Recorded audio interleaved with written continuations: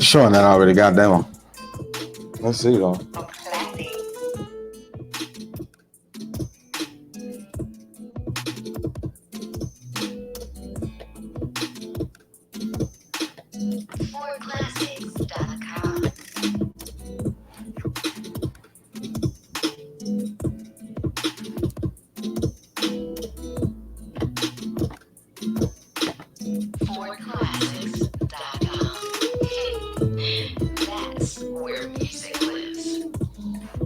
Well, I'm gonna just record this bad boy as if there's somebody there watching, and if it becomes available on YouTube, then it becomes available on YouTube. But let's go. So we got a great story to tell here. It's gonna come together for you. But the topic is, what's the topic? This is for classics. How to create a PowerPoint Pan-African objectives. All right, so as you see here, I'm working on creating some content. Came and got a standard template here. And on this template, it kind of opened up with some information that was relevant, like Black Reconstruction in America, an essay toward a history of that part which Black folk played in the attempt to reconstruct democracy in America, 1860 to 1880. It's a history of the Reconstruction era by W.E.B. Du Bois, first published in 1935. So there's some definitely good information here, but even more importantly, you can also see that it's giving you a basic outline with the colors for the topic. I mean, for the whatever you call this title. They got their sources that they would put here and so forth. On the bottom, they have links that are hyperlinked if they needed to actually click into the source. But anyway, I'm gonna take that and delete it. Related topics to also research. So they're telling you that there's some other information that goes behind creating content, which is the actual research element that content creators do behind the scenes. They also have this, use Smart Lookup to learn more. So that's something that they're telling you can be incorporated in your process. Delete that. Pan-African Reconstruction in America, a critique on being an American descendant of slavery.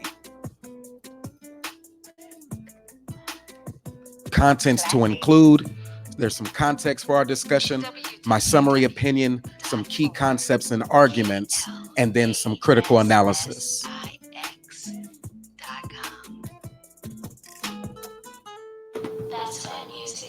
Excuse me, I do not own the rights to the next song, so I have to go on and cut them on out. Appreciate you. But I did want to at least show that this is a part of mine collection where I've already purchased the contract. Context for discussion. Part 1. The basis of what I'll be speaking on today. Now, remember, this is how to create a PowerPoint, so I'm still in the process of creating it. So I do want to actually dive into that at the bit of the end for those who are still learning these skills, developing these skills, or just interested in create a PowerPoint. But also keep the edge. The historicity is going to be an element of the way I deliver these lectures. So you're going to learn some, and you're going to also take away a skill. So, all right.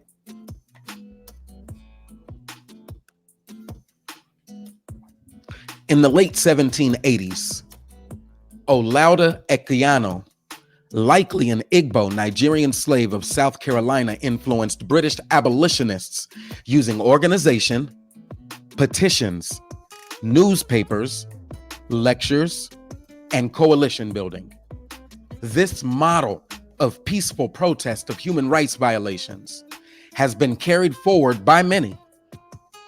Whether one chooses to identify with passage solidarity or final passage liberation, the focus is still Pan-African. My summary opinion is that Pan-African is an undeniable fact. One may choose to deny, one may choose to accept foreign ideology. Key concepts and arguments for this discussion. Point number one are historical topics that could be considered in this discussion. Point number two are the psychological impacts. And I gave one example, kind of push forward, and my next example I left open for the creation of the actual content.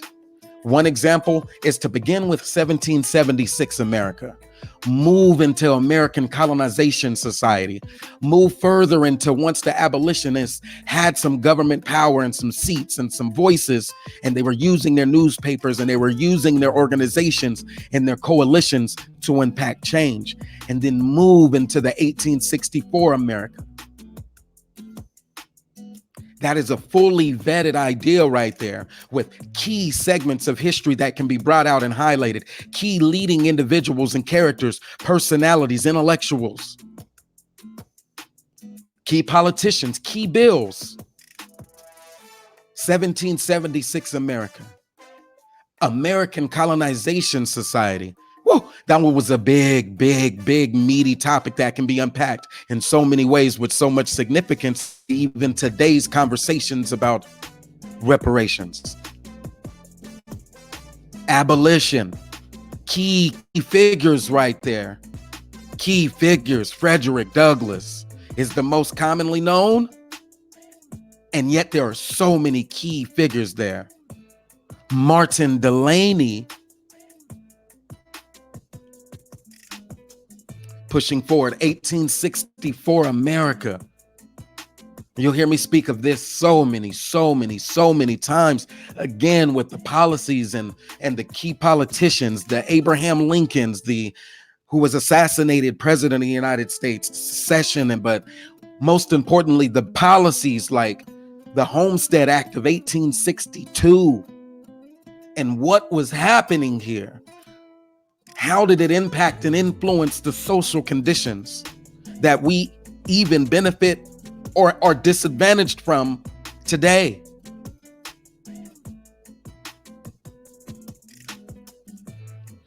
The point that I left open was about Equiano, and there's so much to touch on there that I have to give some education. As we see here, the critical analysis space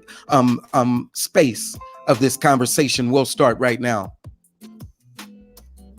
The critical analysis space of this discussion will start right now. And in order to do so, there are works that are owned by others, published works in a public domain that are available online that I will be going to.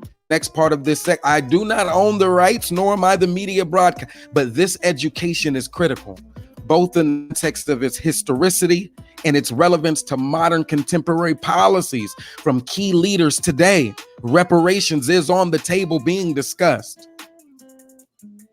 But also,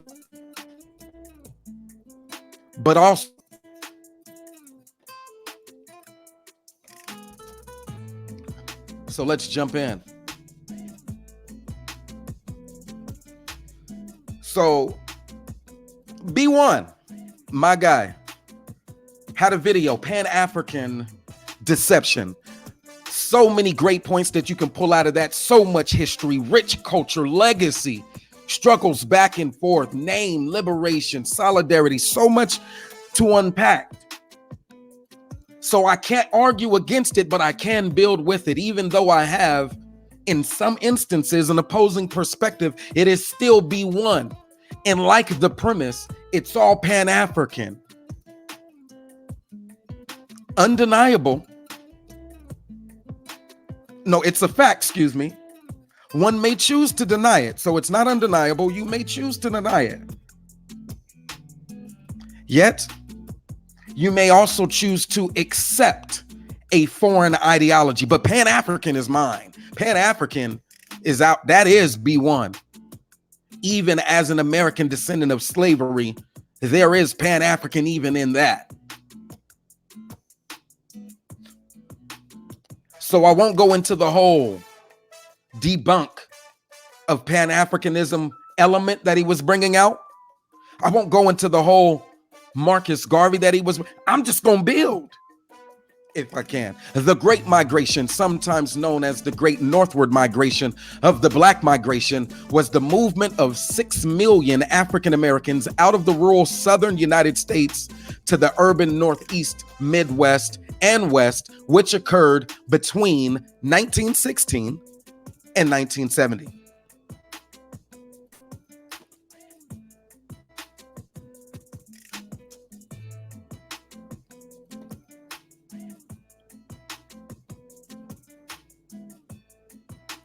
Love the Smithsonian.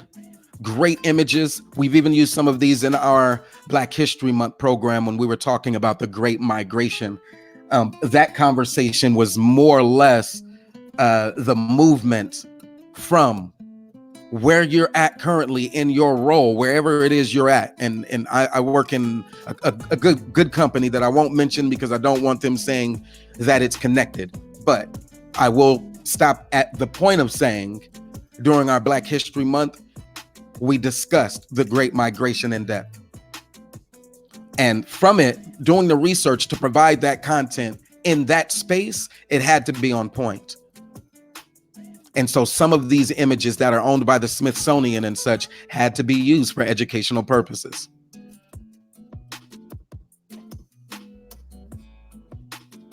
Because the Great Migration map, then and now, still shows you the potentiality of the Pan-African situation right now, where we're at, and yet where our ideology or our economics and our politics can take us. The world is bigger than Elaine, Mississippi.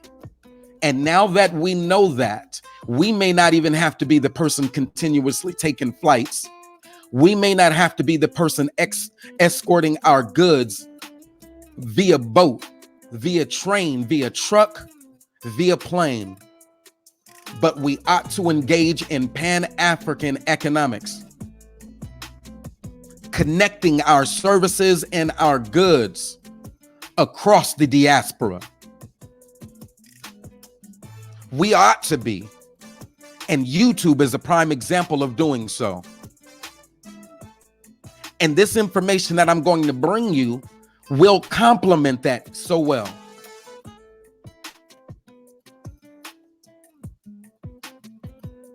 ThoughtCompany.com has their perspective on what is Pan-Africanism. And I had to leave a section open on my PowerPoint because that's where my research was. And this is the source that I would be inserting right there in the manner that they showed us in the opening part of our PowerPoint presentation. When they say put the source there and drop it at the bottom with the link. So let me double click that. Control C to copy. And let me go into the content of why it was relevant as a source. On this section, they're discussing the origins, the purpose, and the proliferation of Pan-Africanism. And look where they start here. Some claim that Pan-Africanism goes back to the writings of ex-slaves, such as Olaudah Equiano and Ottobah Cugoano. I don't know the second name, but I do know Equiano. And some people put a "we" on it if they have more of a Spanish enslavement or heritage or connection.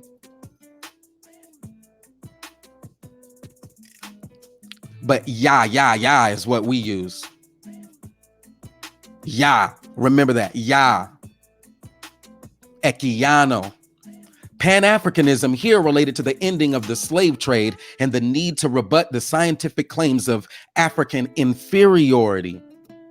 And this could be one of those areas that were touchy, because at this point, it wasn't necessary for us to rebut African inferiority. In our modern lens, looking back, in our modern lens, we might say that it was only necessary to,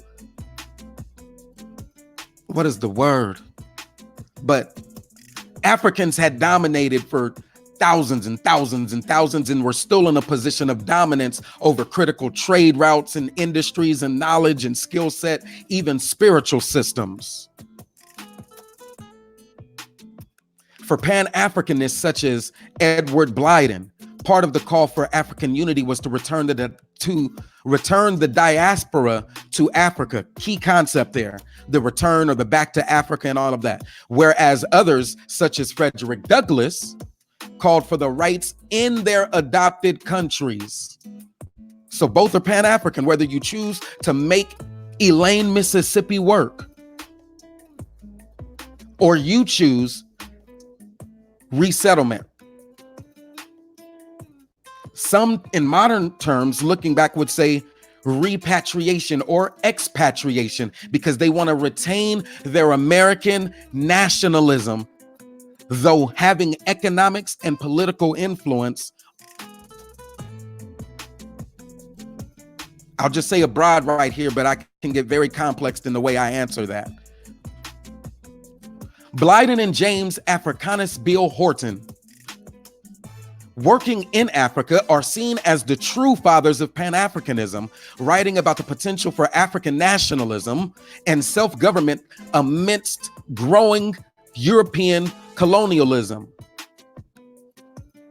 Now, understand, if you're a student of this, the African, even the more, or whoever it is that you want to identify when you're researching and you're looking for it, had already exercised global colonialism for the longest.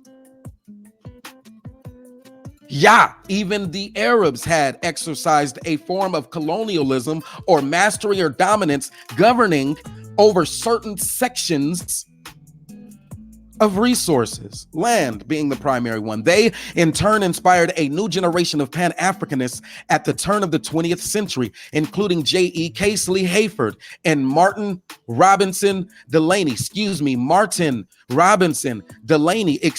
Martin, like I said, who coined the phrase Africa for Africans, later picked up by whom? Marcus Garvey. We're going to get there. African Association and Pan-African Congresses. Pan-Africanism gained legitimacy with the founding of the African Association in London, 1897. Relevance there. When the Black Panther movement started moving, you'll also see a rise in London. Relevance there. Equiano, when he was demonstrating his excellence as a Pan-Africanist, as a South Carolina freedman. Yeah, I almost said it. Petitioning to Parliament during British colonial rule here in America, early America, 1776 forward, so early America.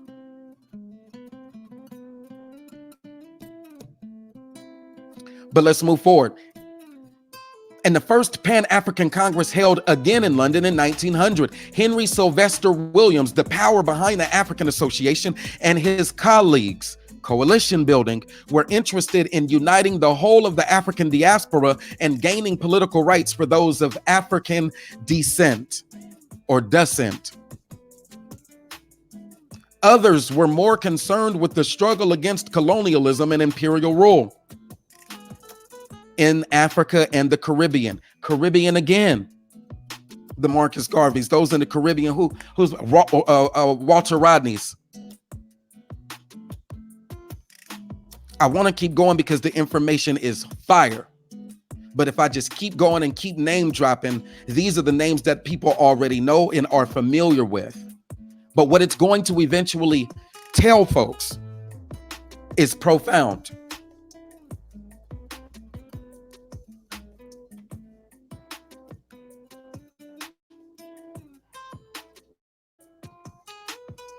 This is our story.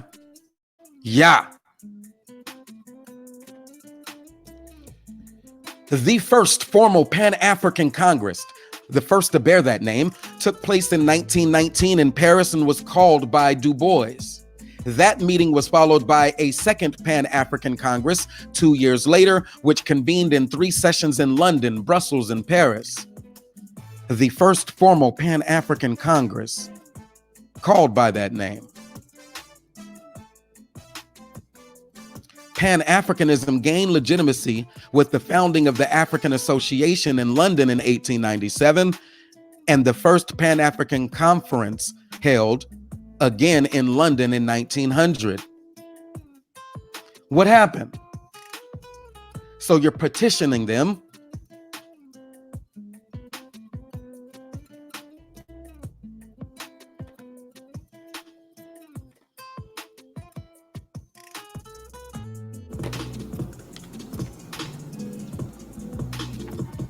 It's your peaceful protest of human rights violations, and slavery was continuing. And so it was carried forward by many. We've dropped quite a few names. Whether one chooses to identify with First Passage Solidarity, we'll go there, or Final Passage Liberation, the focus is still Pan-African. What was the model? They got organized. They petitioned. They used newspapers, lectures, and coalition building. What was the result from those late 1700s and the late 1780s?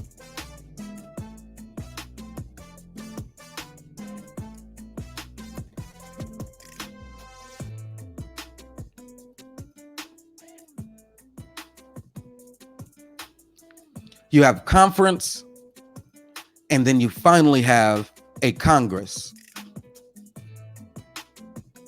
Yeah.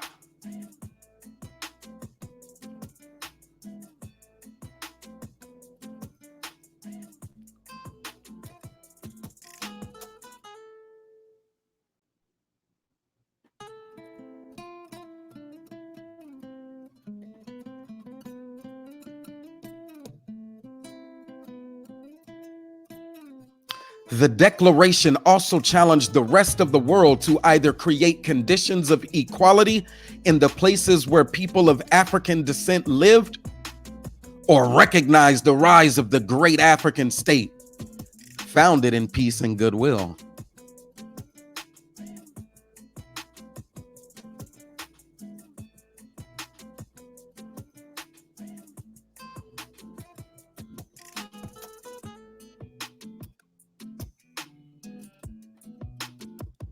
Sons of Africa was a late 18th century British group that campaigned to end slavery. Its members were educated Africans in London, freed slaves who included and other leading members of London's Black community. It was closely connected to the Society for Effecting the Abolition of the Slave Trade. Abolition.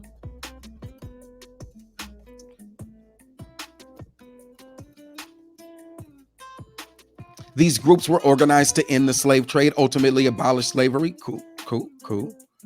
The Quakers were active, coalition building. A new group, the Sons of Africa. Okay, cool. That's Equiano. That's that second source I need.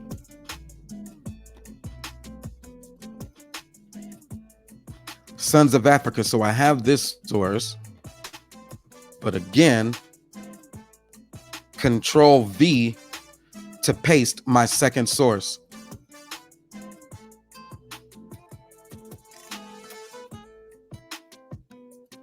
That's heavy.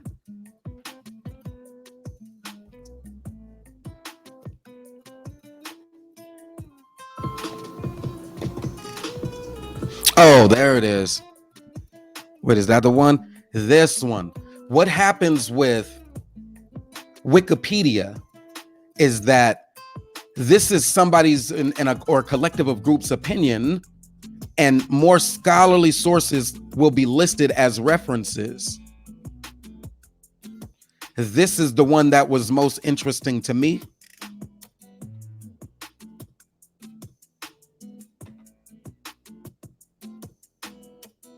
As we see here. And as we also see here,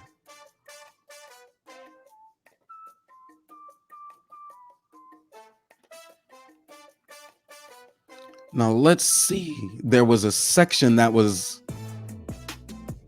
the most standout. This preface, this right here. Let me make the screen bigger if I can. Will this make the screen bigger? This is your fire right here. This is your fire. This is your fire.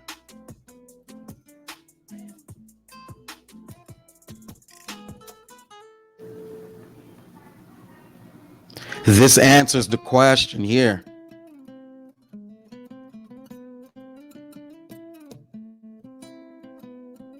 And what happens is, what happened? What happened is the question. How does it end with Sekou Touré and Henry Williams here? What happened? Who should be included on this list? Who in our time should be included in this list, moving this information forward? Who is here that can bring that information forward? Who have been those leaders, those folks who have moved Pan-Africanism into our classrooms at major universities such as Cornell, Morehouse College, your Amos Wilsons, your Wesley Muhammads? Who? Where are the Ivan Van Sertima's on this list? Where are the Chancellor Williams on this list? Where's my Professor Smalls at?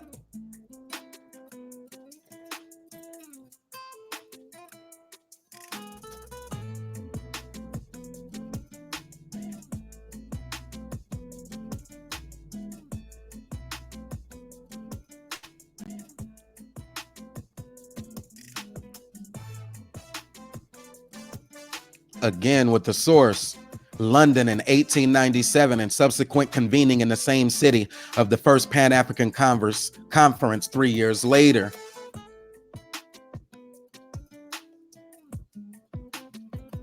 Man, I gotta go back and show you one more again, man. I can't do it. I'd be wanting to go backwards, but let's just keep moving forward. Origins of Pan-Africanism, Henry Sylvester Williams, Africa and the Africa. So I was looking there to show you that that is a lot of information to take in, but it is available. The book is also available. And I've gone to the section that was most relevant to me and for this conversation, because when you're presenting a counter argument or an argument, you do want it to be concise. When you need it to be put on a PowerPoint for a presentation, you should know where your source and your page is, which is why they have a more standardized approach for sorting your information, or citing rather your information. And so this one is what stood out to me. There was a heat wave in July of the year 1900. London sweltered in the unaccustomed temperatures. The situation in South Africa had not cooled down. The Boer War went on and on. Its final cost to the nation was about 250 million, or pounds, it looks like, in that sense.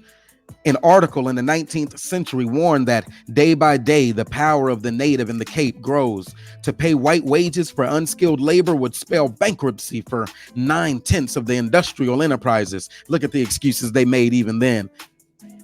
The white man instinctively rebels against toiling on the equity with the native. A white man must rigorously exclude the native from political power. Men are not born equal. They cannot be made equal by education.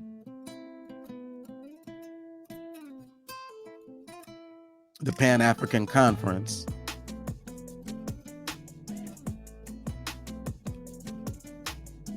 the conditions favoring the development of a high standard of African humanity, the home, the school, by manual labor and its results, by professional labor and its results, by the character of our leaders and the distinction that they have achieved with or without opposition, the cultivation of an esprit de corps.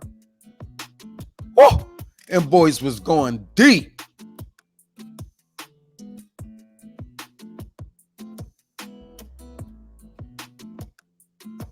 And I think on Black YouTube, we discuss these issues in depth. If you follow multiple channels like the Sonetta TV and Economics, the Black Brain Trust, B1 gives you history and right now relevance. It gives you perspectives on both sides. The Negro Manosphere talks about the home from its certain perspective. So many good voices. Why is this list non-inclusive of us?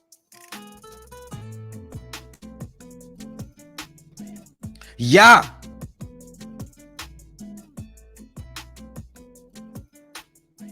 Asantewa.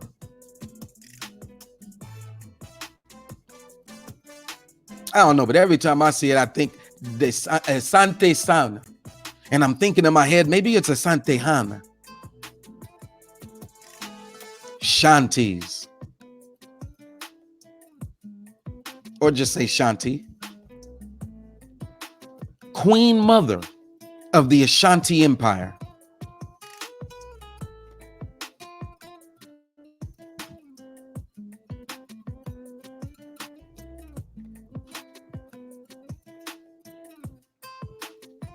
Ya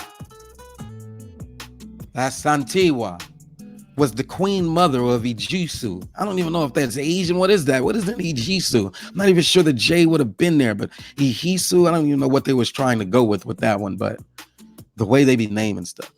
Of the Ashanti Empire and gatekeeper of the Golden Stool. In 1900, she led the War of the Golden Stool against the British. Wait.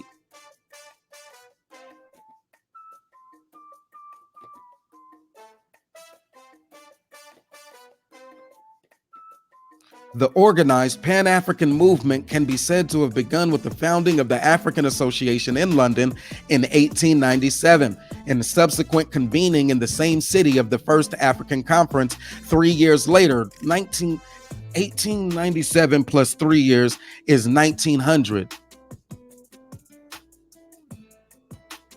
What was the book about again?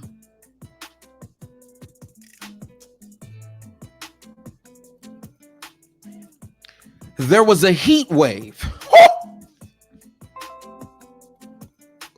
There was a heat wave. In July of the year 1900, London sweltered in the unaccustomed temperatures. The situation in South Africa had not cooled down. The Boer War went on and on. Is there some wars going on? Pan-Africanists or the diaspora fighting back across the globe? White folks complaining instinctively rebels against toiling on the equality with the native. To pay white wages for unskilled labor would spell bankruptcy for 9/10 of the industrial enterprise. 90% in the 1900s still was us. It wasn't just an American building of America by us. 90% across the globe. What did they ask for? The conditions favoring the development of a high standard of African humanity by manual labor and its results, by professional labor and those profits was ours. 90% of the global enterprise, as empowered by the British colonial power, was attributed And you are damn right that a queen mother of the Africa part that we most can identify with through our DNA, Yah, a queen mother, led a war against them. You damn right. Let me zoom in a little bit on this page.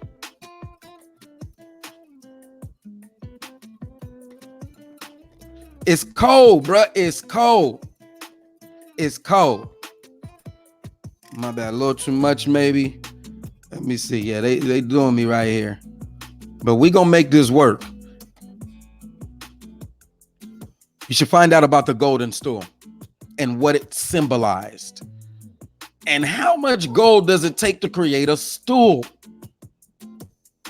Her war against British colonialists and the colonists most likely is a story which is woven throughout the history of Ghana. Pan-Africanists, come on home. During her brother's reign, Yah saw the Ashanti Empire go through a series of events that threatened its future, including civil war from 1883 to 1888. When her brother died in 1894, Yah, as Queen Mother, nominated her own grandson, Ijisu, again with the naming of it, Hannah. When the British exiled him in 1896, along with the king of Ashanti, Prempeh I. See, we may only know of Pompey because of what we watch on TV, but Prempeh I and other members of the Ashanti government, Yah became regent of that district, Queen Mother. In 1900, after the deportation of Prempeh I, the British colonial governor, you know about colonial governors, or how they put somebody as a puppet governor, as they send somebody who comes down and they have a team or a family of people who put on a different kind of clothing that make them look like they're somebody important. And when you see them walking, it's like dignified or dignitaries. And for some reason, they then take that authority and begin to delegate and tell people what they should and should not do in other spaces. And they're backed by armed men. But that dude, the British colonial governor there in Ghana, demanded that golden stool. Now, I can barely afford gold chains right now. How much gold does it take to create a stool? I digress. He stated that King Prempeh I would continue to suffer in exile from his native land, and that the Ashanti people were to surrender to the British their historical ancestral golden stool. The golden stool was a dynastic symbol of the Ashanti Empire, which was used to transfer power to each Asantehana, squash banana, during a ceremonial crowning. Lion King. The request by the British government led to a secret meeting of the remaining members of the Ashanti government at Kumasi to discuss how to secure the return of their king. There was a disagreement among those present on how to go about this. Yah, who was present at this meeting, saw that some of the leaders were afraid. Some said that there should be no war. They argued that instead they should beg the governor to bring back the Asantehana king. It is reported that Yah rose and addressed the members of the council with these now famous words. Now I have seen that some of you fear to go forward to fight for our king. If it were in the brave days of Osai Tutu, Okamfo Onakia, and Opuku Ware, leaders would not sit down to see their king taken away without firing a shot. No white man could have dared to speak to Chief of the Ashanti in the way the governor spoke to you leaders this morning. It is true that the bravery of the Ashanti, is it true that the bravery of the Ashanti is no more? I cannot believe it. It cannot be. I must say this. If you, the men of Ashanti, will not go forward, then we will. We, the women, will. I shall call upon my fellow women. We will fight the white man. We will fight till the last of us falls in the battlefields.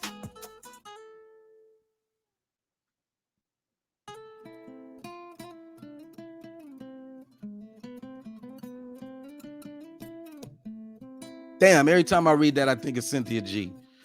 Her speech stirred up the men who took an oath to fight the British until they released the Asantehana.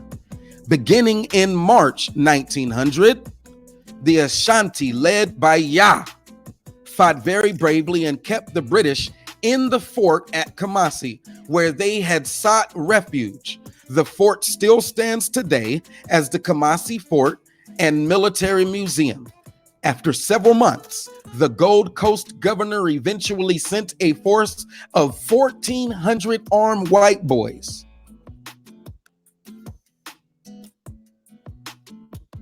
See, YouTube get mad at me for talking about that, but they get mad at this issue of the 1,400 armed white people who went into Africa because they wanted to get a golden chair, which was symbolic of the dynastic or monarchy, dynastic leadership of the Asantehana.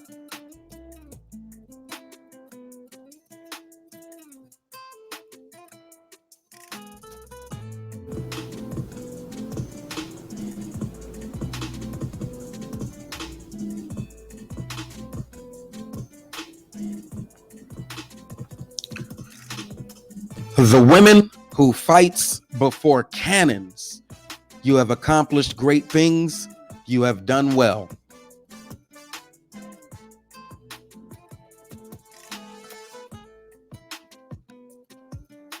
And so, the legacy moves forward.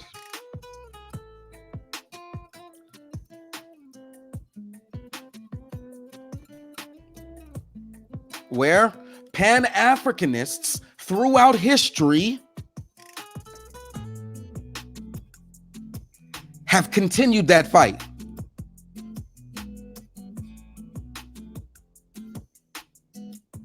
Many will choose Black nationalism. They will choose America. They will choose her blessings. And they will choose to fight peacefully and protest by organizing, to fight peacefully. Yeah.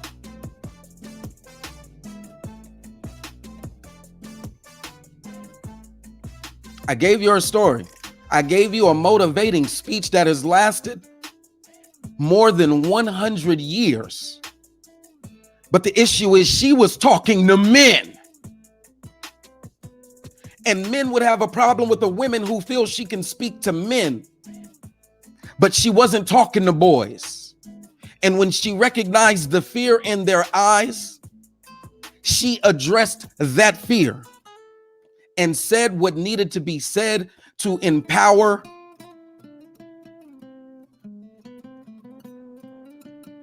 men.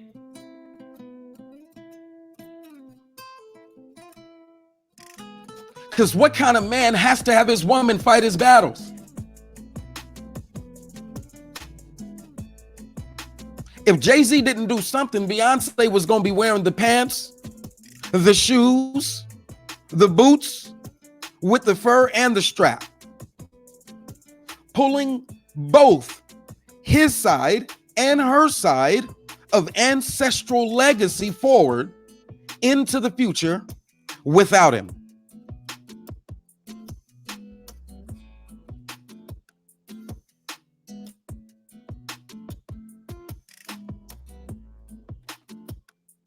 Had a couple of tabs opened up in case I needed to do some additional research.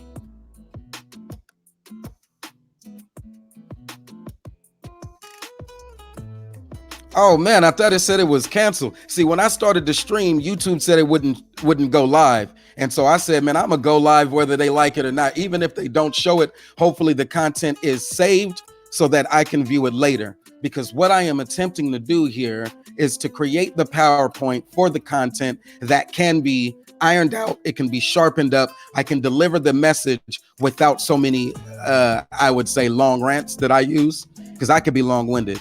And I can go into the passion, and sometimes I don't give all audience and all, I don't touch on enough areas of how people think. Some people like the passion, but some people want the data and the numbers. So like the line about the 6 million, the line about the 1,400 men who were sent in because their people were locked inside of a fort almost to the point of starvation. They were keeping them there and weren't allowing them to get the resources and supplies that they needed into that fort. And that's what those women were doing. They were holding those men captive in their own little space. Why? Because men like them were complaining across the board that they should not have to be laboring, and thus they felt entitled to the profits earned through the labor of the resources of those lands, the labor on those lands, the rent of those lands, the profits earned from that labor, those resources of entrepreneurship, the rent paid by that land, these natural resources, the mountains, the gold,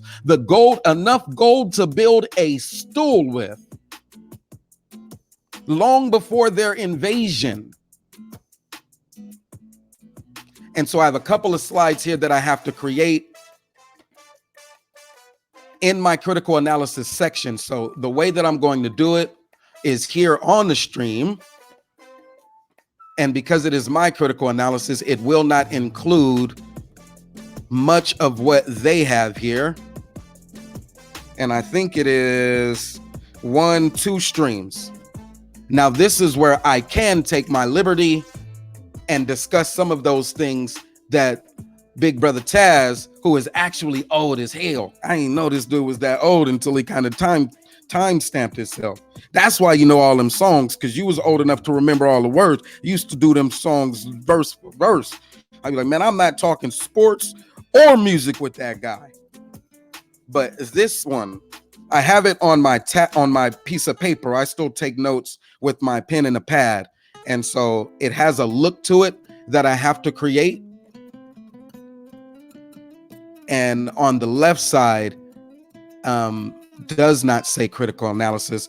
On the left side has my phases, PHASES.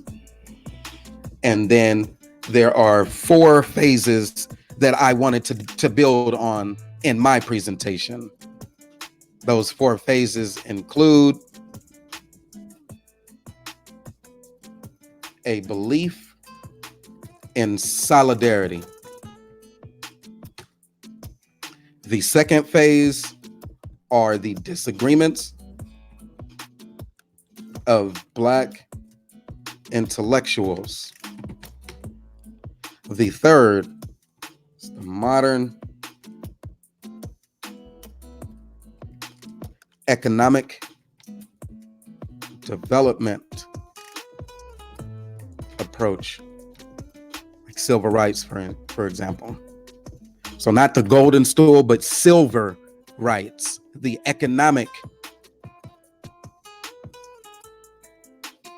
That one has, sorry.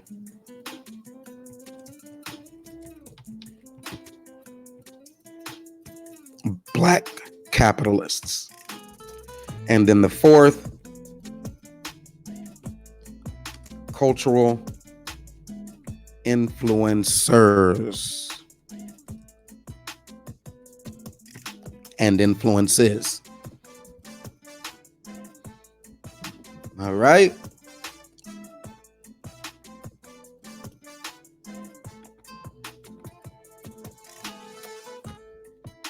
There were four that I wanted to highlight again from that list. Those who are most common are the ones that are most likely going to be relevant on multiple coasts.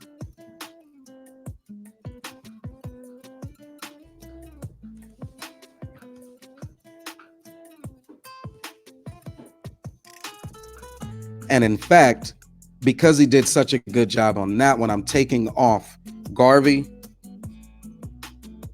Whether they like it or not, whether they agree or disagree, the information is there. Hopefully someone was moved to do their own further research. But I'm taking him off, and who I like actually is my Morehouse brother, Amos Wilson. And now on here, I also have 4 points. See, this is why unpacking information can be a long and long-winded approach, because there's so much here that these topics, if one just assumes that someone is well-versed on Du Bois or Du Bois versus Booker T. Washington in the context of the Pan-African Congress, which was the progression from the Pan-African Conference in the 1900s, one can assume that people are already educated on it, or one can take that moment and try to provide that education on those. So there were disagreements. Let me go back to here. I didn't explain this one at all, but on this one, let's start here. Oh, wait, no, let me finish what I'm doing here, and then I'm gonna move right back into it and do an explanation on these for the sake of the conversation. So my 4 bullet points here.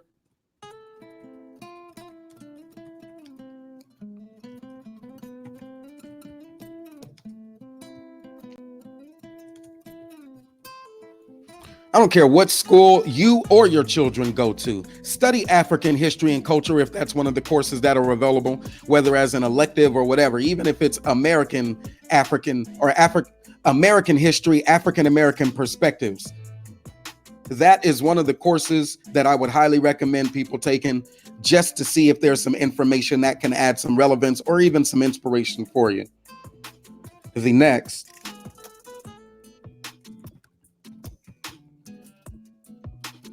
Black nationalism, or this concept of being America, doing it right here in places like Elaine, Mississippi, that is fathered or coined by Delaney. I think Delaney is also the one who said Africa for Africans.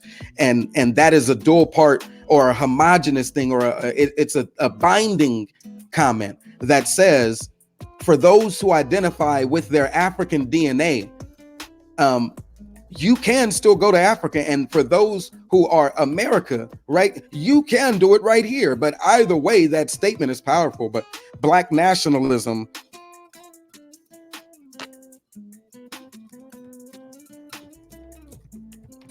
for some reason, YouTube likes to ban or censor or red flag racial pride type channels. So that one is on the cuff, because people want us to be one homogenous, but a part of nationalism is recognizing, understanding, and appreciating the diversity that we have here in what is so-called this melting pot.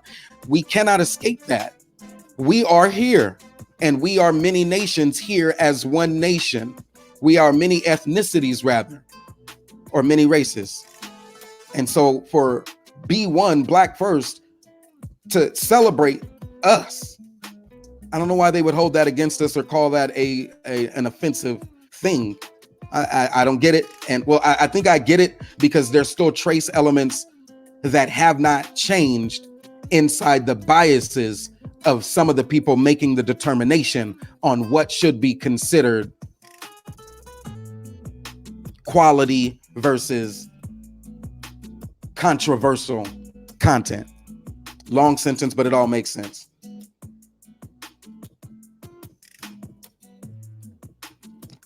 I was going to talk about the Universal Negro Improvement Association.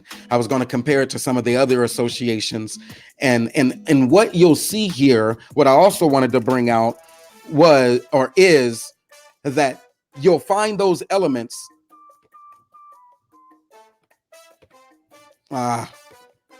These elements in all of those folks. The organization, what did they use as a form of organization? So was it the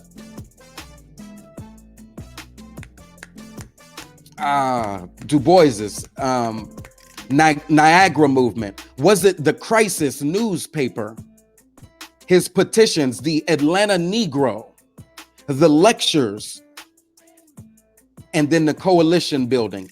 Everyone knows, it's no surprise, he was secretly being funded, or not so secretly being funded, by those who were on the other side of that intellectual or black intellectual argument, the Bookerites. He was being funded by them as well, or they were a part of his donation base. You don't have to agree to support the brother. If somebody has access to you and your information and they're finding benefit in it, and it's leading to results, impacts in their life that they are thankful for, then I may give some greater awareness by being someone who opposes your opinions or your positions in public, but that doesn't mean that I don't support you, the black man, providing that information.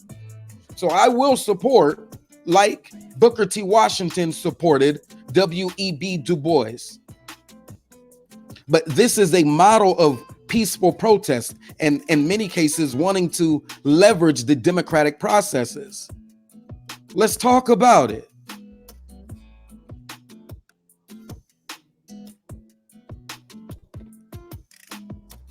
But you'll see those same trace elements demonstrated by the members of this list. This is just 4, and I showed you there are many.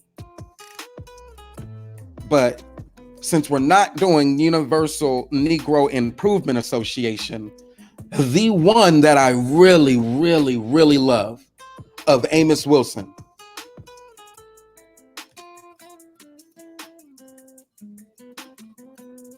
I'm gonna put it by the term that if you don't know, you should know.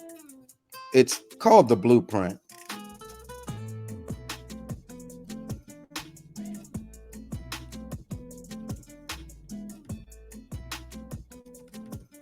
No, it is blueprint.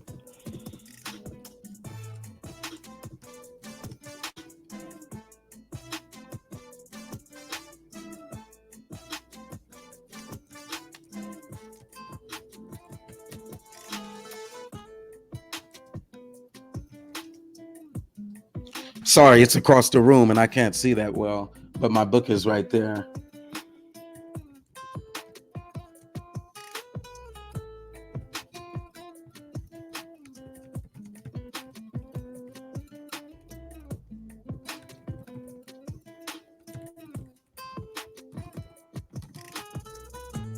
And I like this, a moral, political, and economic imperative for the 21st century. I think it will be vital for us to formulate what it looks like when we're adding their names to the list, and then we're moving that conversation into a moral, political, and economic imperative for the 22nd century.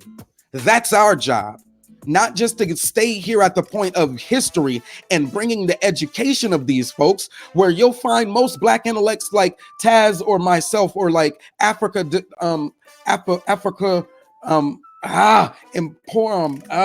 brother from the George Macon channel. I could find him right now if I need to. Even brother George Macon, some of the intellects that you'll see on Sinetta TV. These folks, the brother Smalls, the master teacher, Baba Aru, so many others. Our job isn't to continue to just keep giving history, but at some point we have to have the conversation of the moral, political, and economic imperative of the 22nd century. That is our job.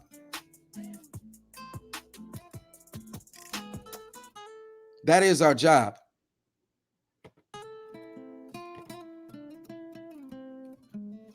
So right on. I said I was going to drop those 4, and then I was going to go into why they are important. I can do that one first, or I can jump into where I want to go. My energy, because I keep telling you these same concepts over and over again, it's called the blueprint. And so the interconnectedness of all of this information is going to be relevant. It sounds like I'll be conflating, or it sounds like I'm a little bit everywhere, but there's so much information and so many different ways and approaches to try to get it out. Man, I don't care if it sounds crazy. I'm going to just put it out and hopefully it makes sense to somebody. So right now, A belief in solidarity is one of the founding principles of Pan-Africanism. Whether you are a Black nationalist, which is a form of solidarity, or that just communal approach, one of the things that they tried to do to us was criminalize this way of thinking. It was called the Red Scare in those 1920s and moving forward, because African Americans who started to adopt this ideology or this Pan-African belief system, as so put forward, or this belief in solidarity was the true belief, or this interconnectedness of us, that thing right there, that idea, that one idea, that solidarity, that idea itself started to resonate and started to become a thing.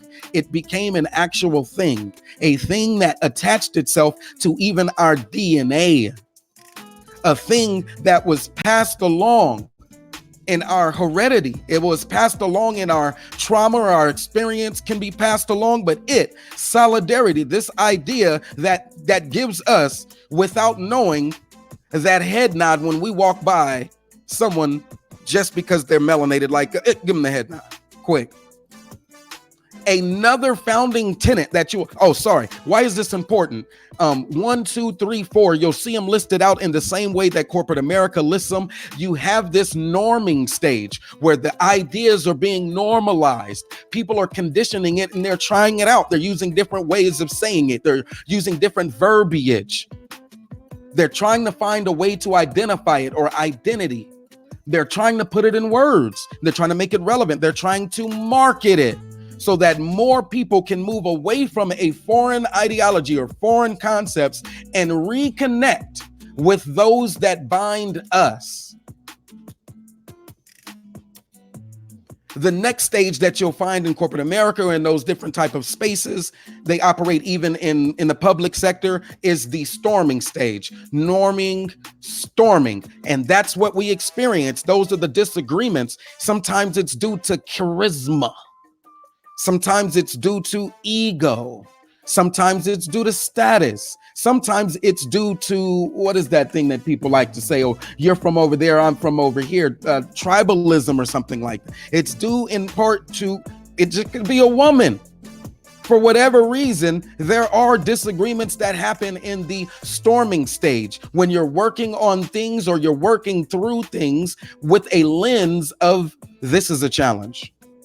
This is a problem. Oh, I disagree. Any of that is captured in the disagreement, or that storming stage. The disagreements of Black intellectuals is common. Q Butter is not going to agree with Dr. Umar. While one wants the physical space land, the other says, look, this is a global phenomena. We need the systems to operate this. And it is already there and available for us. We just have to have those who are willing to raise their hand. And the other says, no, I want a space with tangible property value, a monument and a testament to those greats. Frederick Douglass, Marcus Garvey Academy. So one wants a symbolic throne, while the other, I want it done.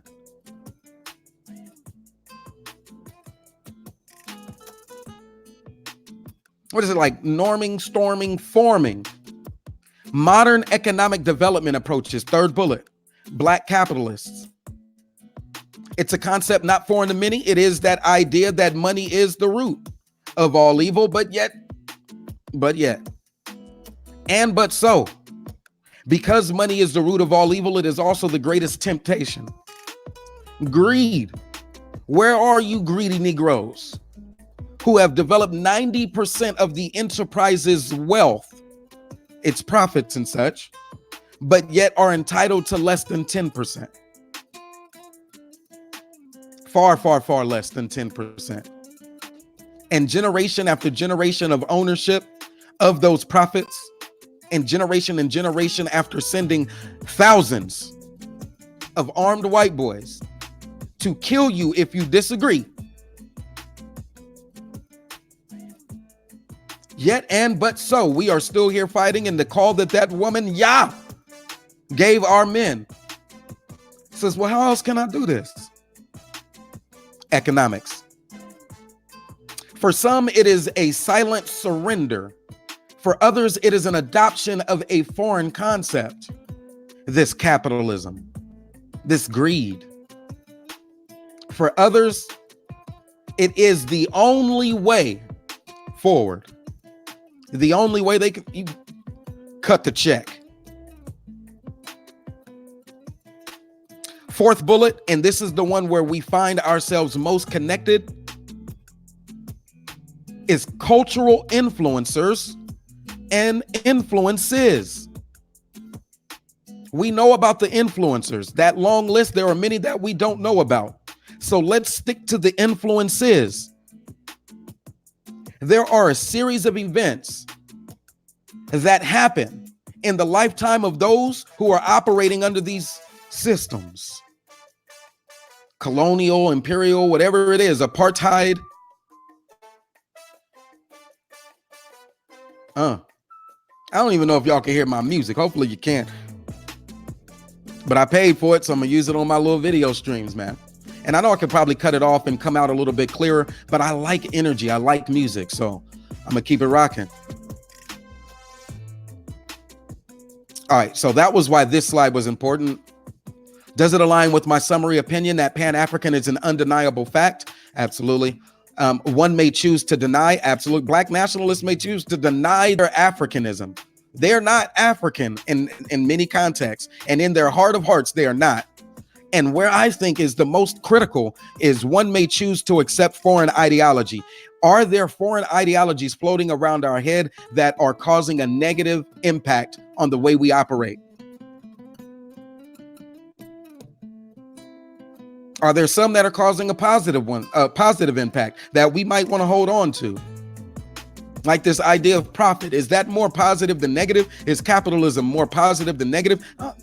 To each their very own. Maybe spirituality and dying broke like some of our great leaders. But for others, as long as we can agree, your DNA is going to trace back to Africa, my good brother, whether you're talking about the 1800s or the 1700s, the 1600s, the 1400s, 1500s, whenever you're referring to. Whether you're talking about being a diaspora from 1500 to about 1700, the Black Jenkins was London based. Oops. Preach. I'm a high five myself. And while many could assume that Jenkins, oh, that sounds like a European, shut up. What do you know? For all I know, and I am the Jenkins, it was still a Black man. It was still someone with of African descent that was on that boat. And having traced it for myself, one could only summate that it's more of a possibility. And even looking at myself now and looking at my mother's DNA test results, it is most likely that they were a Black man. They're also in South Carolina. Yet, from my history, the Jenkins, about 90 maybe years sooner for the first one, before this, and the family of the Joseph Jenkins and such, and as they moved forward, John Jenkins and such, all the way to Esau Jenkins.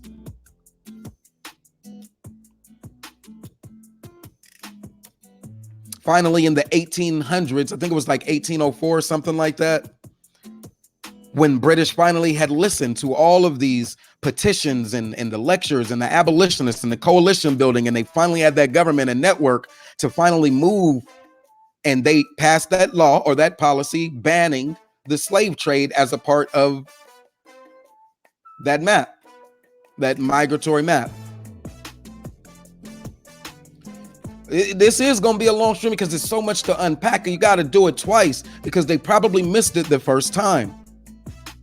And for those who came in a little bit late, The Great Migration, sometimes known as the Great Northward Migration of the Black Migration, was the movement of 6 million African Americans out of the rural southern United States. Like 90% of them still lived in the South in the 1900s. Still, from the South Carolinas and Texas and all that, still.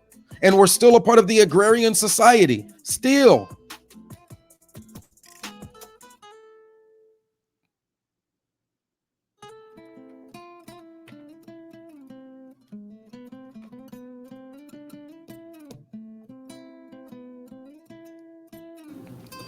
When they finally started leaving,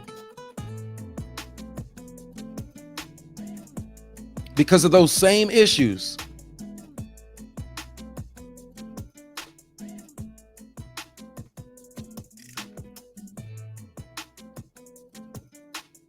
shout out Sonetta, because the Harlem Renaissance had to continue.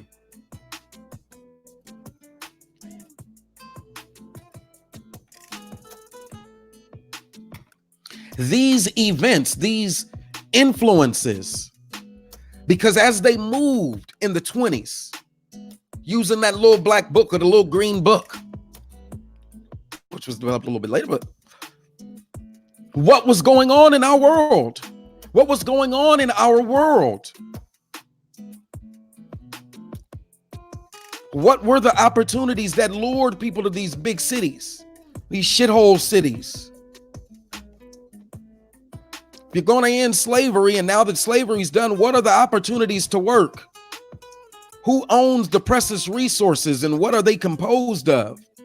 That 90% of the global enterprises that were connected through shipping and the transport of laborers and goods.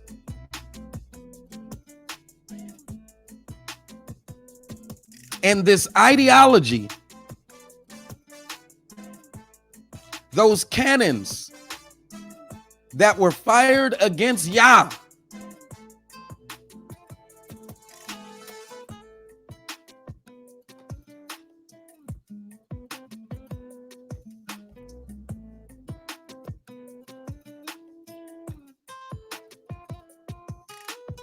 oh yeah, they claim to have had one too that I've discussed.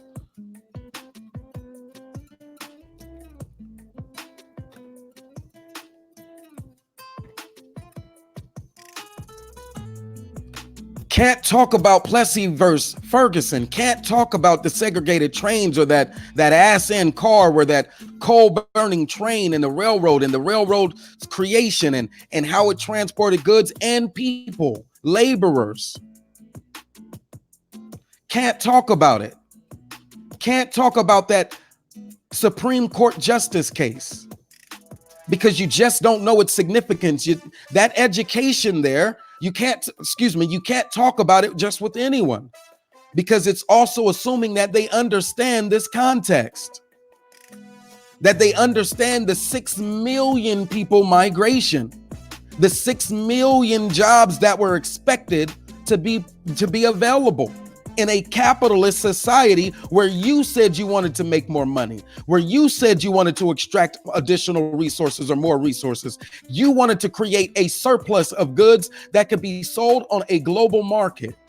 And here I am, these blackface looking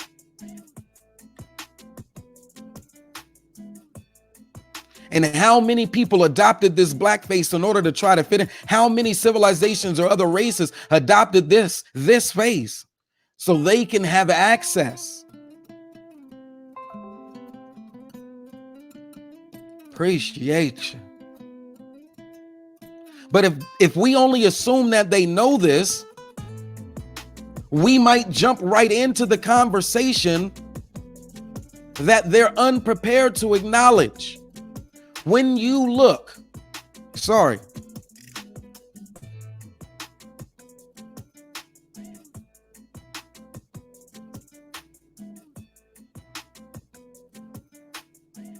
the Great Migration makes it sound like a bunch of people just packed up their bags, headed for better jobs and homes. No different than the recent trend of Amazonian and Apple American tech nerds moving in droves from Silicon Valley to greener, more affordable pastures in the formal Rust Belt. In reality, the stakes for African Americans in the 20th century were much grimmer and urgent. They were moving to save their lives. As Brian Stevenson, the racial justice advocate behind the lynching memorial and museum, regularly emphasizes, it probably should be called the Great Massive Forced Exodus. Shout out Brother Moses for bringing this information out for you. When you look even closer, the idea of a single migration gets even messier, since Black Americans weren't free from lynching and other forms of violence, legal or extra legal, even after they reached the North. So when they got there, oh, this was who? The autobiography of who? Malcolm X.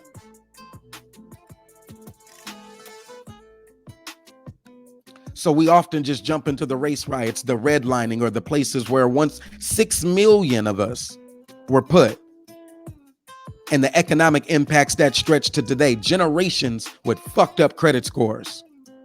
Generations. Topics about gentrification, topics about police harassment, or the arming of white men to kill us in the spaces where we live and work.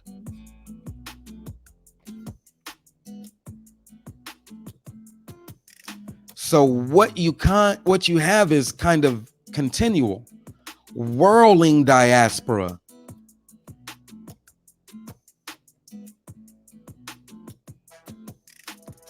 A whirling diaspora.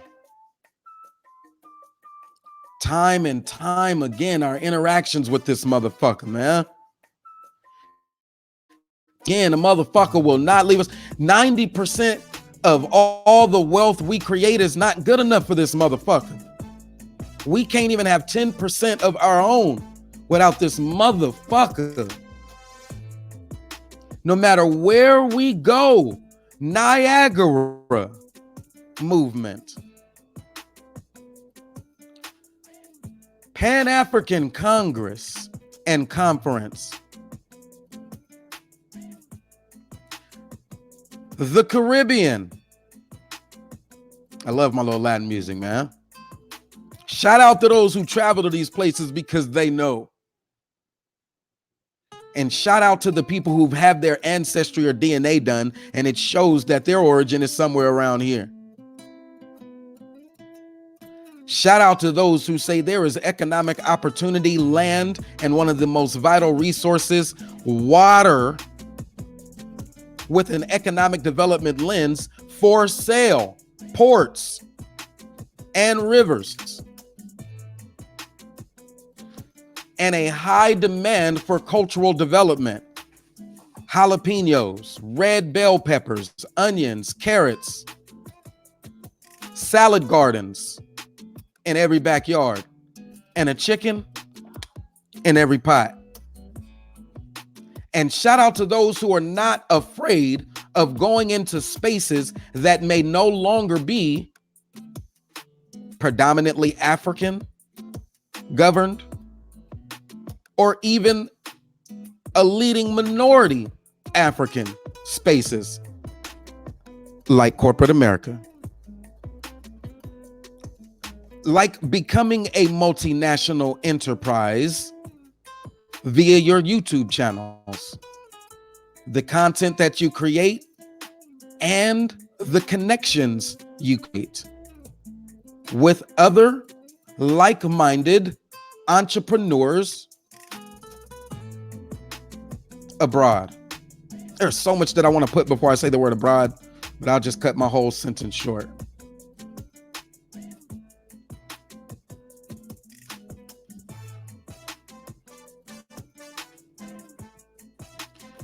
I've gone through them twice. You see where they're located. Again, the information is not mine, but for educational purposes, it has to be shared. Other ways to analyze it is in distance. Flint water crisis is about the crisis of ownership of water and the means to keep it clean.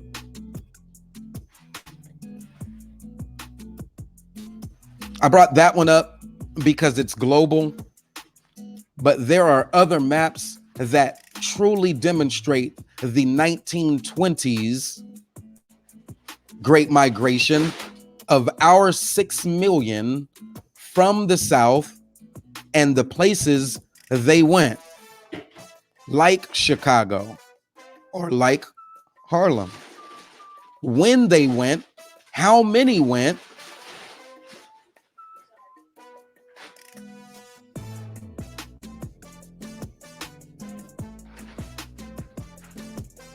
and it is necessary to bounce back and forth because these topics are so interconnected. They won't even give us that one for the slideshow.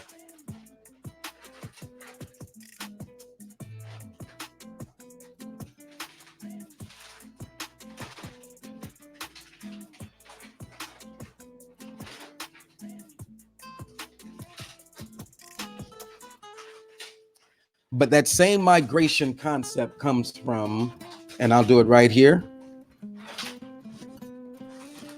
Nephew, what the hell are you doing back there? All right, be quick about it.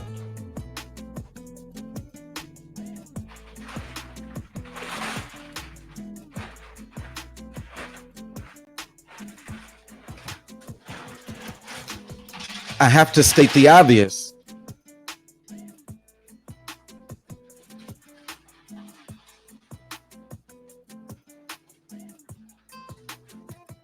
That the numbers they use were about 4.5. So they're saying or holding themselves at least accountable for a 0.5 million that they're at least admitting were murdered in this transatlantic slave trade. Now, again, 1600s, the first boat of the Jenkins that I've been able to trace was around that 16, I believe it was like 1669. I do have it on a PowerPoint available, and I've also shared it on a live stream. To access it, it is available via the Brother George Macon channel. But it is from my DNA, but from our name. That one was based off of our name. And so we know this information.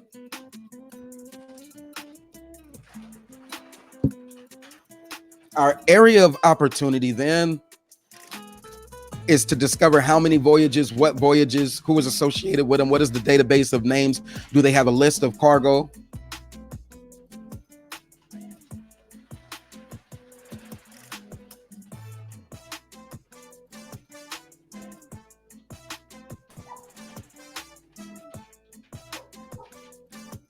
And are these databases accurate?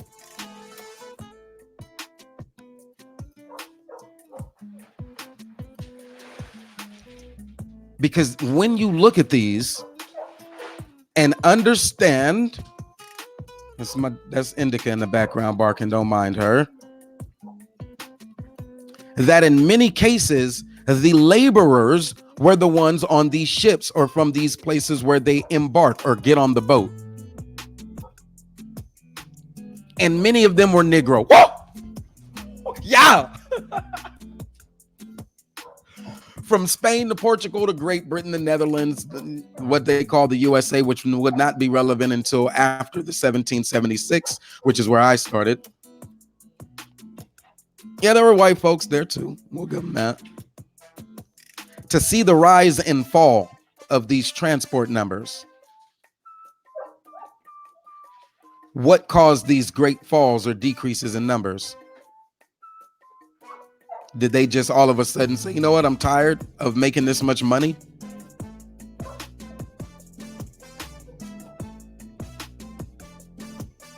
Won't go too deep, but some people need that level of analysis. And they need to know where to find it and how to access it and what that is there for. Salute.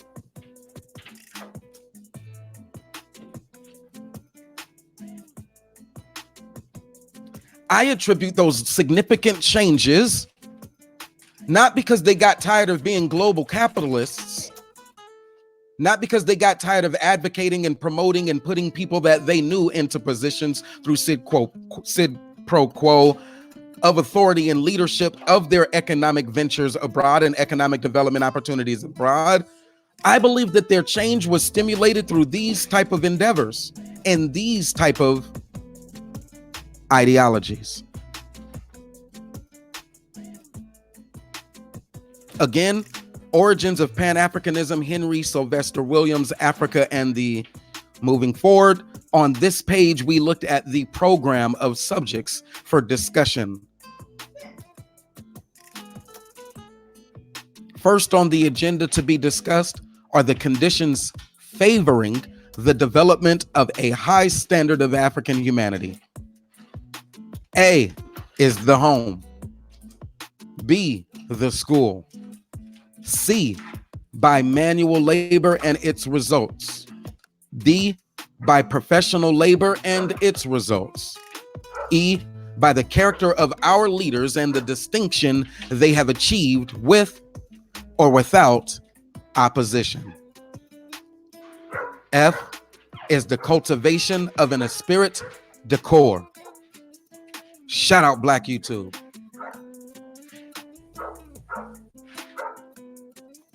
Yeah.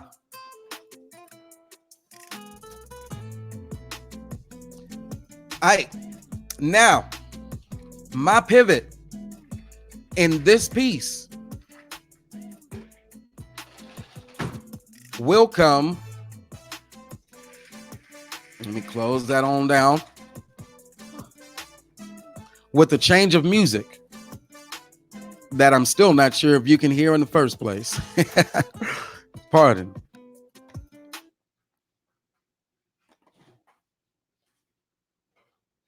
Again,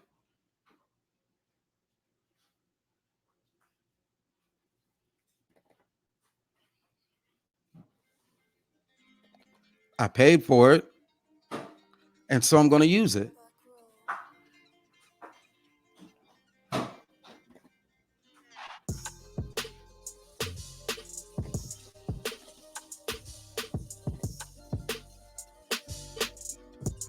Let's get a little bit more.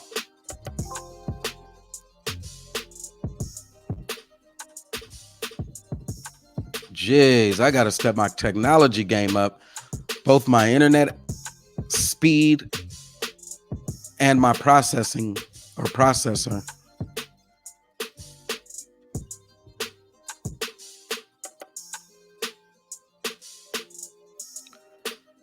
Do not flag me. This license agreement is made on, by, and between Moses Jenkins and licensor warrants that they have the mechanical rights, but it was being sold to the licensee as the effective date, master use, and so forth. Do not flag me.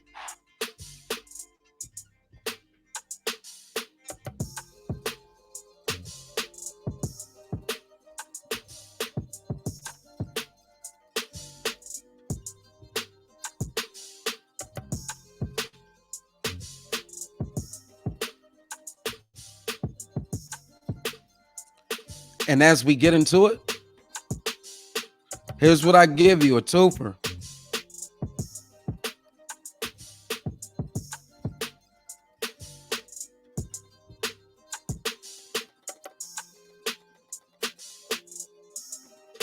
So we end here. Mo Ibrahim, founder of one of the first mobile phone companies serving Africa and the Middle East. I am the Pan-Africanist thinking guy, working on something a little bit more than just the thoughts. Can't wait till I get my check. Cut the check. If you don't know my opinion on any of these issues, cut the check.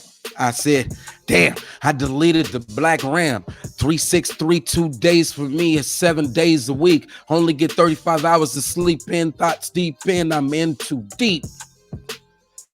Damn, I deleted the black ram. I deleted the black man, deleted the black ram.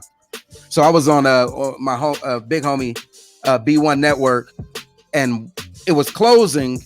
And you know how we throw our goats up in there? Somebody started putting black rams in there.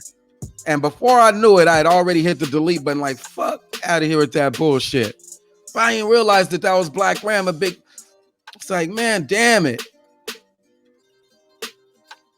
Also, you'll see here, Jay-Z announces a partnership with top cannabis company, Caliva, and that's going under the radars. And I think it's probably more important and probably going to be more profitable of a partnership. Let's look and compare these two investments over some time. The investment in cannabis company Caliva and his partnership with the NFL. And let's see which one is actually producing a little bit more revenue in about, 6 months or a year and such.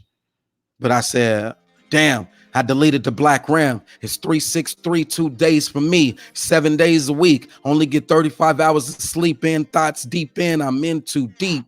Damn, deleted the black ram, and it's probably too much sleep. Hit Pandora and play Jay-Z, but after one time listening, big homie be going in. Motherfucker, how could I misjudge the motherfucker?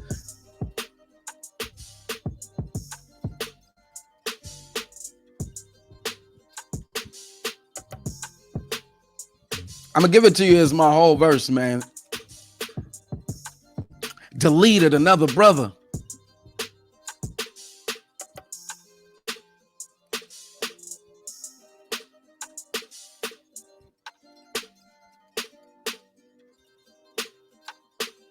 Brother Moses, why did I hate another hustler?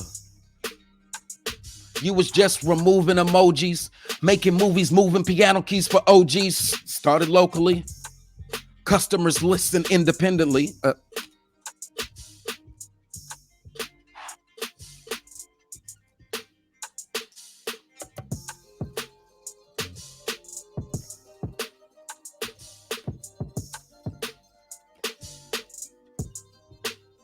Don't trip. I got you, man. I promise you, I got you.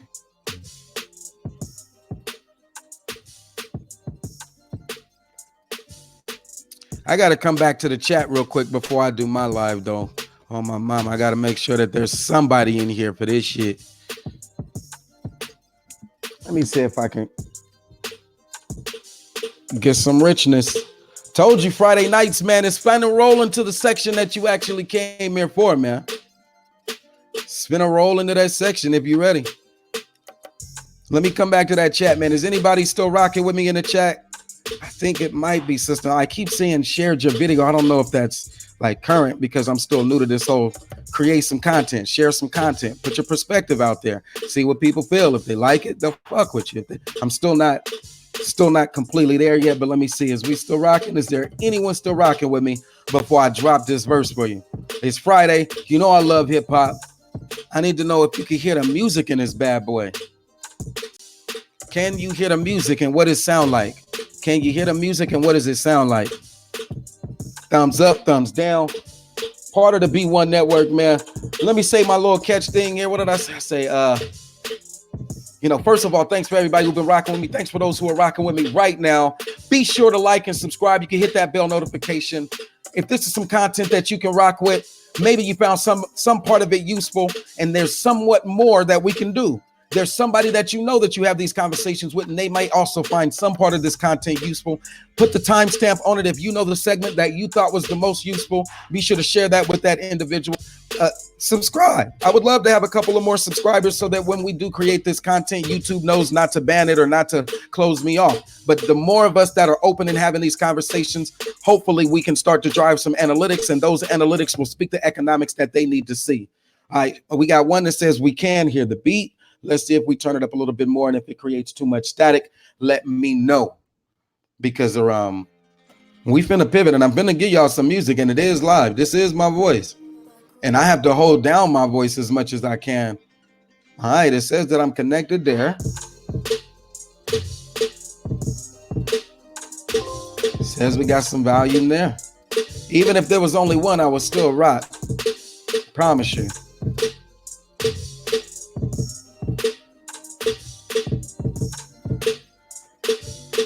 All right, now hopefully this is impressive and it comes out right.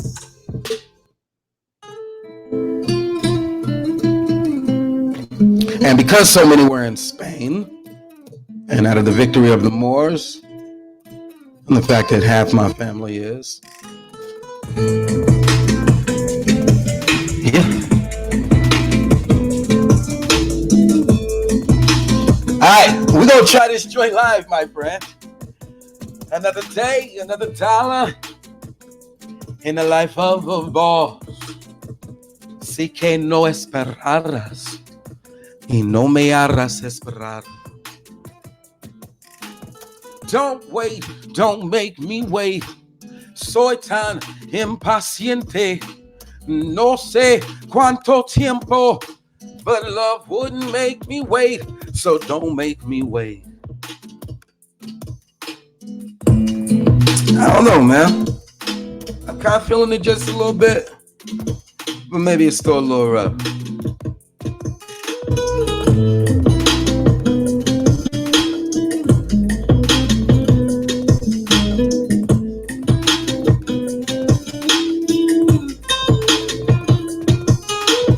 Get paid every day, every dollar adds up. Look left, look right if you a bad one. Can you go up, down, turn around and back it up? Your body is talking shit to back it up. Damn, man, I need my whole studio set up, man. Hey, when I get back in the swing of this thing, I promise you this is gonna rock. I can only promise you. But let's make it work. Another day, another dollar in the life of a boss. Sé que no esperarás y no me harás esperar. Something like that. Don't wait, don't make me wait. Soy tan impaciente. No sé cuánto tiempo, but love wouldn't make me wait. No puedo jugar. I'ma rock with you when I'm ready. I'ma rock with you.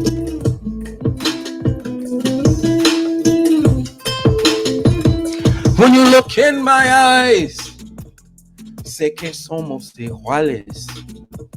Que ves en mis ojos, puedes sentirme. En la vida del este, you and I become one. My guardian angel in my corazón. I can dig it, man. I'm telling you, this shit gonna rock. Not quite there yet. No studio magic. This is my voice. This is live.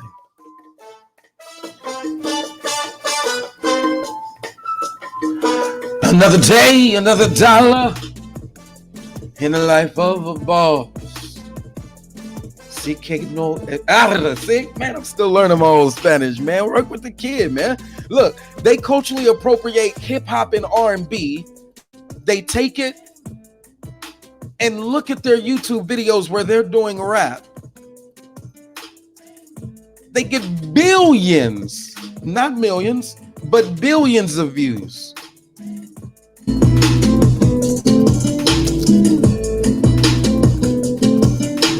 And so it's only right that I accept the fact that many of them are still us. They black like me.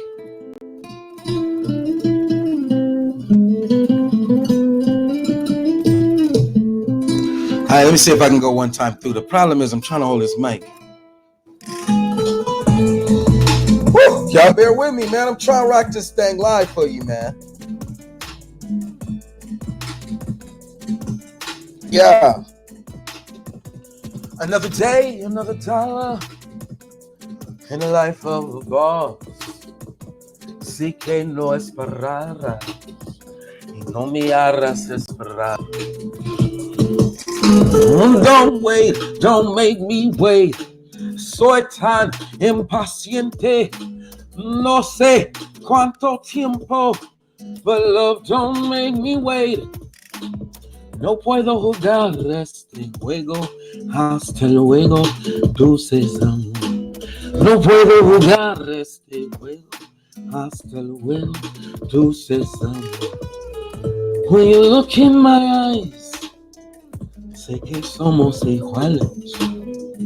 Que ves en mis ojos, puedo sentirme en la vida del F.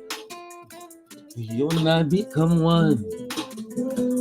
My guardian angel in mi corazón. Another day, another dollar in the life of a boss. Así que no esperarás y no me harás esperar. Don't wait, don't make me wait. Soy tan impaciente. No sé cuánto tiempo. But love, don't make me wait. No puedo jugar. I fell off to the public right there. That goes. No puedo jugar este juego. Hasta luego, dulces amor. No puedo jugar este juego. Hasta luego, dulces amor. That Spanish, I think they do it like luego and then luego, something like that.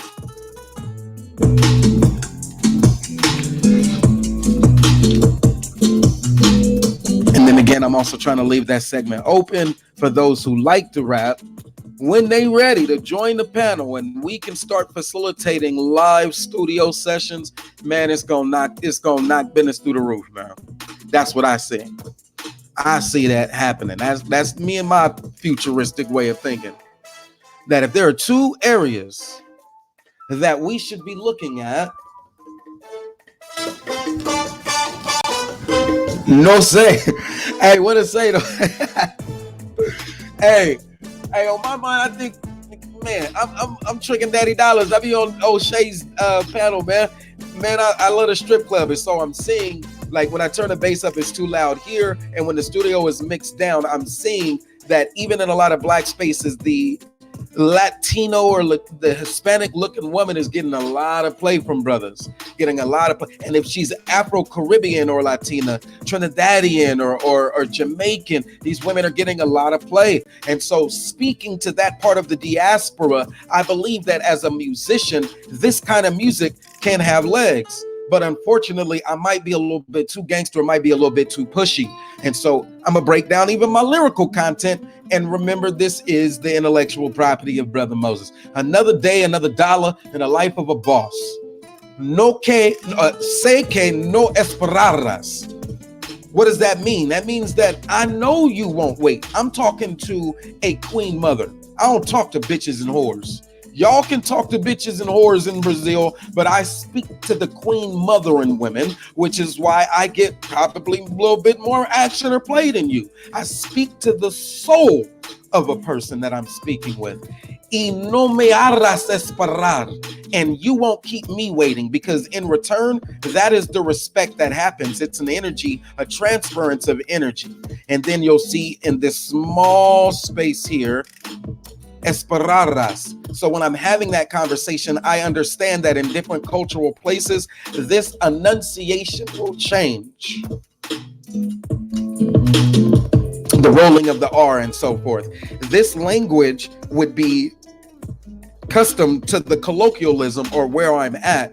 And therefore, because it's an Excel spreadsheet, we're able to take this information and update as needed when we're in that environment, or save as, copy the page and save as, and move the same content without changing the feel or the vibe.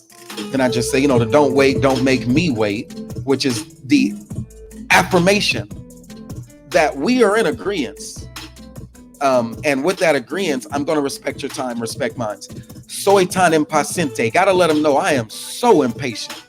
No sé cuánto tiempo. I don't know how long, and essentially that I'm going to be sitting around waiting for you, or that this opportunity will be available for us. I don't know how long, ... Let it flow. Love, don't make me wait, or love wouldn't make me wait.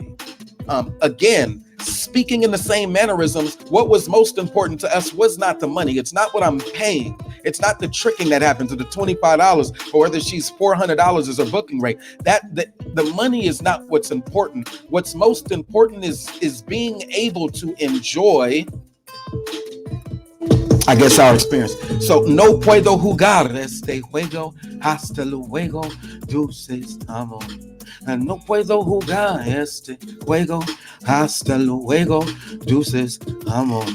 I can't play this game. Next time, deuces, love. So that's when you're checking your watch. Man, bitch got me waiting for like 5, 10 minutes.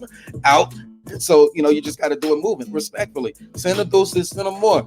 You know what I'm saying? And if you're going to be having conversations to folks in the diaspora, many who have Spanish origins or still Spanish speaking, what do you say? No puedo jugar este juego. Hasta luego. Deuces, amor. Or content, something that's relevant to them. Anyway.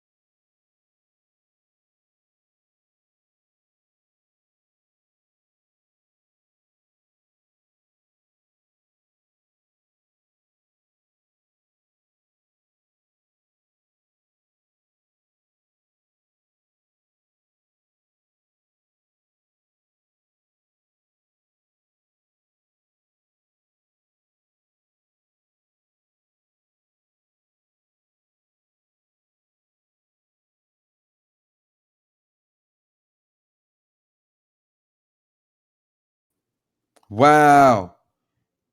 When did they cut me off? 10:16? I wonder how much content was not included. We got to do this again one day because it looks like I was kicked off and I sure didn't know it for a while. In any event, he got to sell me this one right here. Let me share the screen for the outro. For those that love music and the quality, this is Friday. This is hip hop. Those on the East Coast, thanks for rocking with us. Share that out of you, bro. Share. Got it. This one.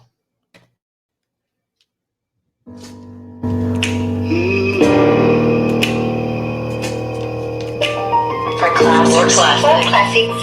For classics.com.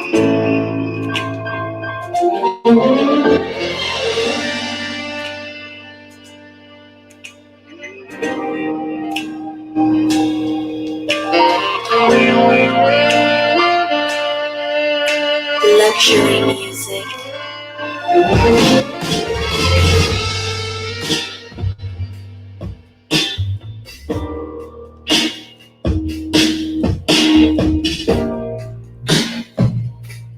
A belief in solidarity. Right now, what we experience is a division amongst us. A division which is and always has been a historic fallacy. We are of one ancestral bloodline. We are one ancestral bloodline. And even white people are starting to accept that. And we still got game goofy ass niggas who do not believe that we are part of one ancestral bloodline. And so they deny Pan-Africanism. They don't just deny it in a sense of a disagreement amongst black intellectuals, whether or not we should stay in America, stay in Elaine, Arkansas, stay in our own comfortable spaces in corporate America and not fight for the public good, not protest against human rights violations, not send a peaceful protest, not riot, don't even pray about it, don't even go in a congregation anymore. Disagreements on whether or not we should be Booker T. Washingtonites. Keep your land, keep your agriculture, invest in your land, get the seeds that you will need to produce a harvest. Do not listen was Booker T. Washington's note. Do not listen to that uppity, talented 10th Negro who's going to try to tell you that our way forward is through a 20th century education. He said, do not listen to that Du Bois mother. Deeper than them was our brother Martin Delaney, who gave you black nationalism. The development of that modern economic development approach that took black capitalists who were able to be successful in their own spaces, brought them together and created Black Wall Street. That took thousands of white men to come and burn down and to establish a legacy of lynching that is yet to be rectified today. That established the social standards to which we still operate today and right now. That push us into a space of 12.5 cents per minute. Economic survival. This is for classics. And you want to talk to me about loving on a Becky bitch. You can't talk to me. While we are yet facing unfair distribution of the land and resources and the profits of our own labor, you can't talk to me because I got fucking work to do. While you want to harp on the cultural influencers rather than look at the influencing moments that we've experienced that even got us here. You can deny African unity. You can deny it here. You can deny it there. You can adopt a foreign ideology. Yes, you can. .4 KL. And to me, that would make you a damn fool. It would make you a fool to not see Du Bois and not see the black intellectual disagreements that happened with Booker T. Washington as both being for the greater good of ours and in your best interest, that they disagreed in a public space. And yes, behind closed doors, they did business together. You'd be a damn fool not to study Martin Delany and see what you don't like about it. You'd be a fool not to understand that Malcolm X is a Pan-Africanist leader. You'd be a fool to understand that Marcus Garvey had an influence that surpasses the blight of his poor business acumen. That a hater would call fraud, that a hater would call scam, but a lover would call a worthy endeavor. Failed, be it, so be it. Empowering his wife with ownership at a time where the woman was not so valued in other spaces.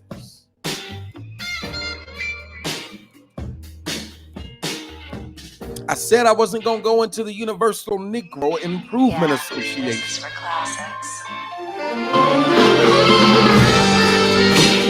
So let's talk about what good has it done? Because if for nothing else, you asking the question was offensive to me, but for nothing else, it deserves a real response.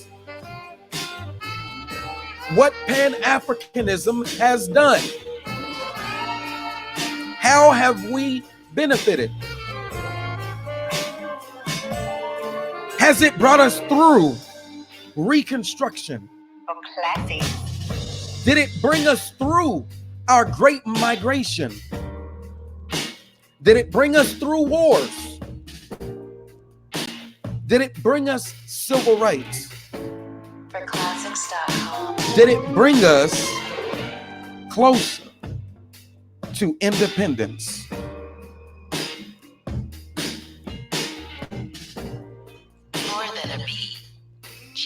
I've talked to you today about leadership, about scholarship, about the fair distribution of global resources.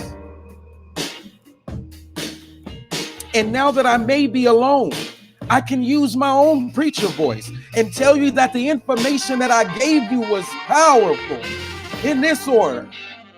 From the migration, through the global context of that migration, the images of us waiting at railroads, the Underground Railroad Black Moses, content producers and researchers on the African Association and the Pan-African Congresses, how they came together, who they came together with. It's all there. Rewind and listen again and educate yourself on us. Educate yourself on you. This is you. Unionism, they called communism as they sought to arrest us. Now you don't even like the Chinese doing business and buying ports, showing you the way towards water reclamation rights. Reclaim your water, your rivers, your lakes, your streams, your ports, your valleys. Reclaim that has always been 90% yours and 10% for the next man, that you shared with them, that they used thousands and thousands of white men with guns to steal, to kill, and to rape from you, and then told you you are not entitled to the 10% remaining, and taxed you on that last 10%.